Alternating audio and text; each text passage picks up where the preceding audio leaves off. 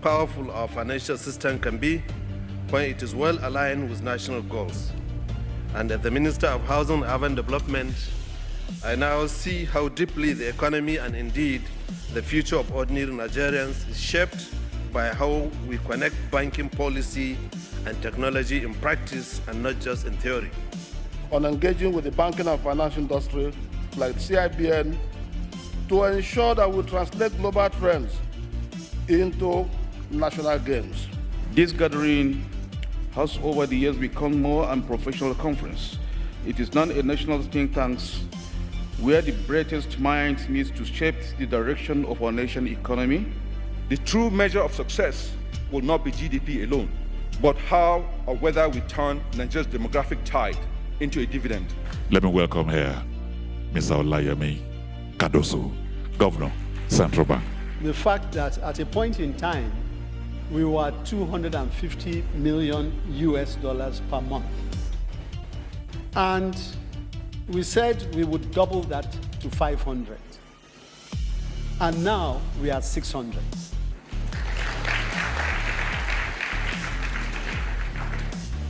And by next year, our projection will be $1 billion a month.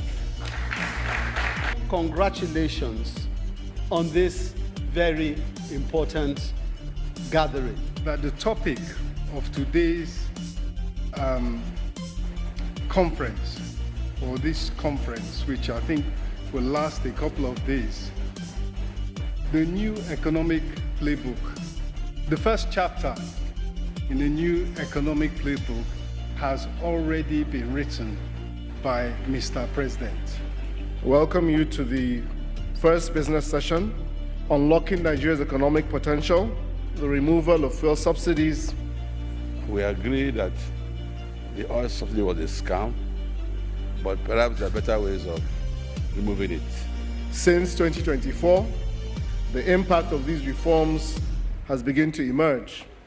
In 2025, we are seeing encouraging signals as the economy is stabilizing, evidenced by real GDP growth of over 3% in Q1. We are confusing the fact that the GDP sector is diversified for the 6 sectors, but the economy is still at the primary stage of development. What are the priority sectors the economy is focusing on, and how have we allocated credit to those sectors? Last time I checked the data, the economy still depends heavily on oil revenue. So the structure that we have now, in terms of what has happened, we are doing damage control really. The banks, finance sector, making a lot of profit, declare profits, but what are they financing? How do we improve our yield per acre so that the farmer is richer? So it is important that we continue to strengthen production.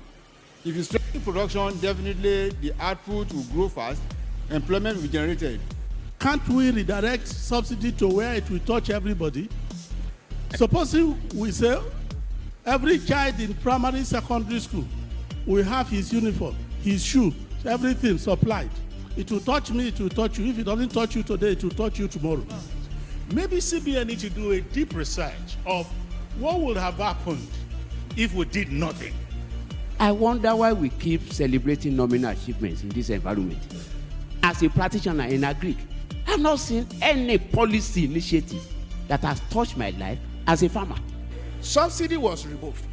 My concern is this: the benefit of the proceeds, where are we channeling them into? That our conference is the launch pad for impactful decisions, not just a space for dialogue. We must move beyond traditional silos. Say,